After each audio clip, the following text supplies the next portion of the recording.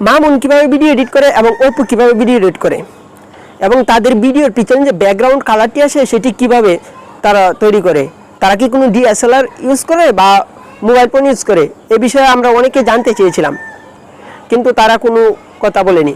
তো আমি অনেক ঘাটাঘাটির পর জানতে পেরেছি যে এটি কাইনমাস্টার দিয়েও করা যায় এবং কাইনমাস্টার দিয়ে কীভাবে করা যায় তা মোবাইলের মাধ্যমে তা আজকে আমি আপনাদেরকে এই ভিডিওতে দেখাবো। তার জন্য আপনার কোনো ডিএসএলআর প্রয়োজন হবে না। তো বন্ধুরা, আমি এমএসআই সুমন আছি এমএসআই এডিটিং থেকে।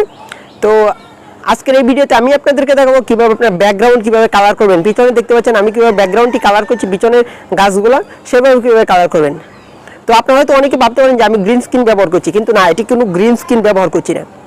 তো তার আগে বলে দিচ্ছি, আপনি যদি আমার চ্যানেল নতুন হয়ে থাকেন তাহলে নিচে সাবস্ক্রাইব বাটনে ক্লিক করে এবং পাশে থাকা বেল আইকনটি বাজিয়ে দিন পরবর্তী নোটিশ পাওয়ার জন্য। তো আমরা এখন চলে যাব সেই টিউটোরিয়ালে। তো চলুন শুরু করা যাক। তো ভিউয়ার্স, আমরা চলে আসলাম কাইনমাস্টারে।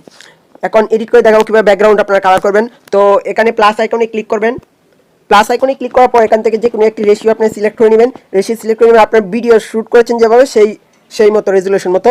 তো আমি এটি সিলেক্ট করলাম। সিলেক্ট করার পর এখানে ব্যাকগ্রাউন্ড দেখতে পাচ্ছেন, সেখানে ব্যাকগ্রাউন্ড থেকে একটি ব্যাকগ্রাউন্ড নেবেন, যে কোনো একটি সাদা ব্যাকগ্রাউন্ড নিলাম, আপনার ইচ্ছা মতো নিয়ে নেবেন, হোয়াইট ব্ল্যাক ইচ্ছা মতো। তারপর আবার কালার করতে হবে, তারপর সেটাকে বড় করে নিলাম।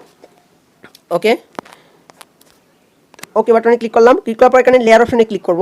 ক্লিক করার পর মিডিয়া অপশন দেখতে পাচ্ছেন, সেখানে ক্লিক করবেন। মিডিয়া অপশনে ক্লিক করার পর আপনারা যা করবেন যে আপনি যে ভিডিওটি শ্যুট করেছেন, যে ভিডিওটি কালার পর ব্যাকগ্রাউন্ড চেঞ্জ করবেন কালারটা, সেটা আপনি নেবেন। নেওয়ার পর দেখতে পাচ্ছেন আমি সেখান থেকে ভিডিওটা সিলেক্ট করলাম। সিলেক্ট করার পর সেখানে এই আইকনে ক্লিক করবেন, স্প্লিট স্ক্রিন, সেখানে ক্লিক করার পর এখানে ফুল স্ক্রিন করে দেবেন। ফুল স্ক্রিন করে দেওয়ার পর ওকে দিয়ে দিবেন। ওকে দেওয়ার পর আপনার লেয়ারগুলো সমান করে নেবেন। তারপর রাইট অপশন দিয়ে ক্লিক করে নেবেন,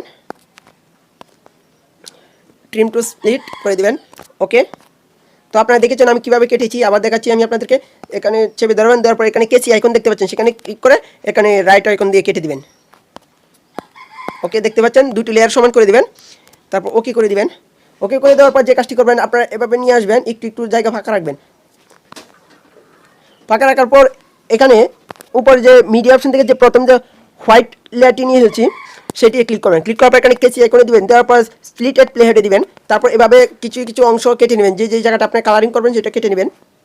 ওকে ওকে কেটে নিলাম। কেটে নেওয়ার পর ওকে ক্লিক করবেন।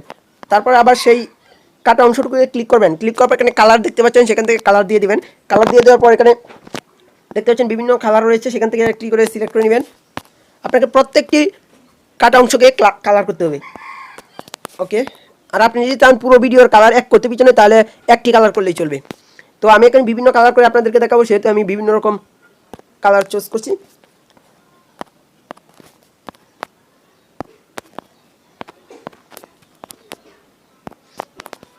ওকে, তো আমার এই জায়গার কাজ শেষ। তো এখন যেটি রয়েছে সেটি হচ্ছে অরিজিনাল কাজ। সেজন্য আপনারা যে লেয়ারটি নিয়ে আসলাম আমি, সেখানে ক্লিক করব। ক্লিক করার পর এখানে দেখতে পাচ্ছেন ক্রোমাকিতে ক্লিক করার পর এনাবল করে দেবেন। এনাবল করে দেওয়ার পর এই যে আপনারা দেখতে পাচ্ছেন অলরেডি কেমন হয়ে গেছে কালারটি। তো এখান থেকে আপনারা অ্যাডজাস্ট করে নেবেন। এখান থেকে আপনারা ইচ্ছা মতো অ্যাডজাস্ট করে নেবেন।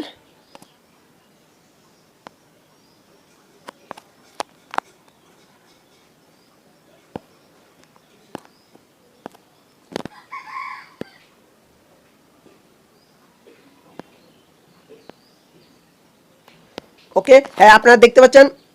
তো আপনার ইচ্ছা মতো আরও অ্যাডজাস্ট করে নিতে পারেন ভালো করে। তারপর এখানে দেখতে পাচ্ছেন ওকেতে ক্লিক করবেন।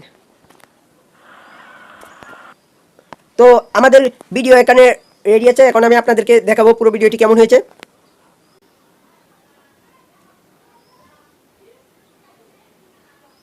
আপনারা দেখতে পাচ্ছেন যে আমার শরীরে কোনো অংশ কোনো কালারিং হয়নি, পিছনের দিকে শুধু দৃশ্যগুলোই কালারিং হচ্ছে। তো মামুন এবং অপু এবং কৃষ্ণ ওরা এভাবে ভিডিও কালার করে পিছনে ব্যাকগ্রাউন্ড। তারপরে এখানে দেখতে পাচ্ছেন উপরে এক্সপোর্ট আইকন, সেখানে ক্লিক করবেন।